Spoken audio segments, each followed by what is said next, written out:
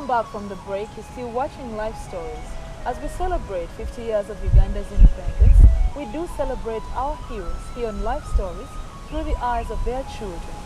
Next on the show is Madame Elizabeth Musazi, the daughter to the late Ignatius K. Musazi, an ultimate hero to the nation of Uganda, an ultimate hero to the independence of the Republic of Uganda. Not many people have the charisma and brevity of Ignatius Kangave Musazi, who fought for the independence of Ugandans and formed the country's first political party. Ignatius Musazi was born to Edward Kangave Nachama, who was a Gombola chief, and Mariam Nakaungu in Timuna, a village of Woblenzi on the Kampala-Gulu highway. Musazi attended King's College Budo, after which he got a scholarship to study divinity in Britain. When he completed his studies, the British stopped him from graduating, saying he had to graduate from his own country. Musazi came back a disappointed man. He later decided to join politics. Next on the show is Madame Elizabeth Musazi, the daughter to the late Ignatius K. Musazi, an ultimate hero to the nation of Uganda. What kind of person was your father like? He was a loving father. He loved us very much, and we used to enjoy life with him during the weekends, but sometimes we didn't know where he was because he had traveled abroad, and we did not know what he was actually doing whenever he traveled, until at a later stage when we grew a little older, then we knew that he was doing work for the country. What was his profession though? Actually, when my father was a young boy, sorry to call him a young boy, but he was a boy at a certain time, his father, my grandfather, took him out to Britain to study theology. So he went as a child of religion, but I understand from history, when I started reading history about him, that when he reached there, he realized that something was not going well back home. So I think that's when he turned his studies from theology, then he started advocating for independence and self-rule. What were your dad's hobbies? He loved music. He enjoyed going to Nakivubo Stadium to watch football, and he loved taking us out. We were always going out. Oh, wow. Yeah. Did he ever discuss with the family why he chose to join politics? I think he joined politics because he wanted to save.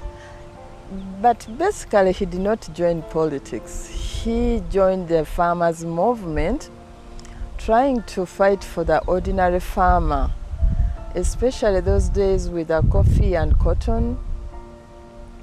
There were Asians, traders, and for them they were privileged to get a better price, and the Africans, the owners of the land, were getting very minimal.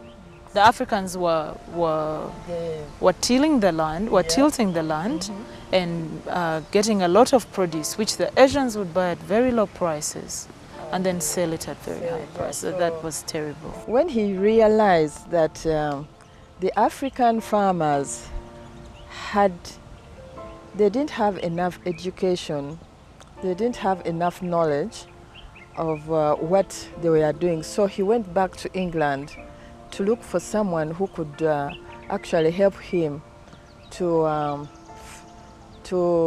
form the party, the farmers' movement, and to put it in the right direction. So he found Professor George W. Shepherd, who is now 85 years old. We thought he would join us at the independence celebrations. But he's written so many articles about your father. Exactly, and he wrote a book. So well. Yeah, and so George Shepherd came in to assist with the farmers. Their office was located in Katwe, because I think Africans were not allowed to go beyond Katwe. They were supposed to stay far away from the city. So their office was in Katwe, and he tried very much to help the farmers until when he started advocating for independence. Then there was need to form a political party. In 1945, Ignatius Kangave Musazi formed the Uganda African Farmers Union, through which he opposed the low price of coffee being paid by the Indians. He formed the first political party, the Uganda National Congress, with the aim of liberating the country from colonialists. According to Musazi's wife, Mary Rita Nanskombi, Musazi was jailed 37 times in his pursuit of Uganda's independence.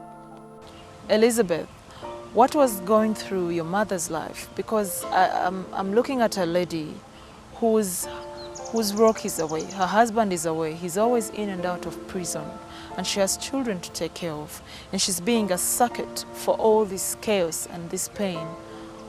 What was going on with her? The family was here in Kampala, in Uganda. My older siblings were with the mother, Mama Nanskombi. So she was struggling with the family. And of course, there wasn't much help or any financial assistance. So it was between the two parents to help the children go to school and do whatever they had to do. When Obote captured power in 1966, he appointed Musazi to head the Uganda Land Commission until 1971, when Amin overthrew him. Since then, Musazi never served in any public office until he died. His house was burnt during the 1980 to 86 war, which brought the national resistance movement to power. This story is of a man who died poor but left behind a true nation and found his satisfaction in the fact that Uganda was freed from colonialism. What a soul! It is no wonder that when he died, the government declared him a national hero and he was buried at the Kololo National Grounds. When he started to grow older, he was a lonesome person, except for the family. What was the hardest moment for you and your siblings when it comes to the life that your father was living?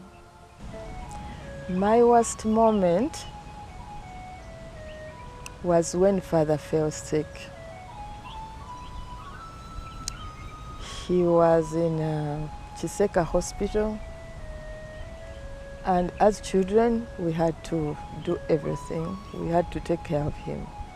He didn't have any finances, but he was claiming some money from the government, and that money never came. So we had to Which do... Which government are we talking about? The previous government. And the other painful moment was when he was getting very sick and very old.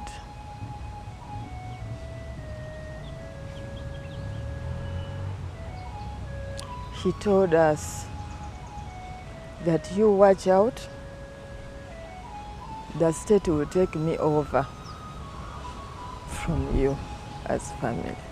You have to fight very hard, but they'll take me over.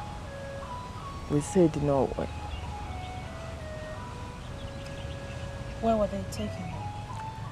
That the state will own him and not the family. So he was saying that I'm going through all this pain and suffering, but one day, when my curtains are closed, they will own me as their hero. Exactly. Yet today I'm suffering with just you. That is extremely painful. Yeah. And it happened. They took him to the Heroes Corner, and he's now a state person. We don't own him, neither whoever owns him. We don't see much. We have not benefited. No. Elizabeth, do you think what your father went through for this country was worth it? Yeah. It was worth it according to him.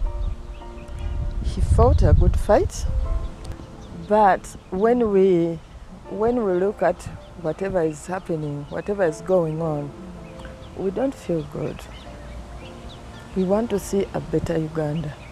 So we can't say we are in a bad position. I think we are in a very good position, provided we are heard.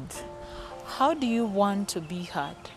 How we want to be heard is to be, if we could be part of the process of building the nation. That's all we want. What would you want us to emulate from the late Ignatius Kanga Vemsazi? To love this country first and foremost, and to care for others. That's number 2. And also to be united. If we could be united as one person, as one Uganda, then we can do a lot. And I think that's what Father wanted. Yeah. And also to be transparent. Yeah. As we celebrate 50 years of Uganda's independence, let us remember what our heroes went through to get us a nation.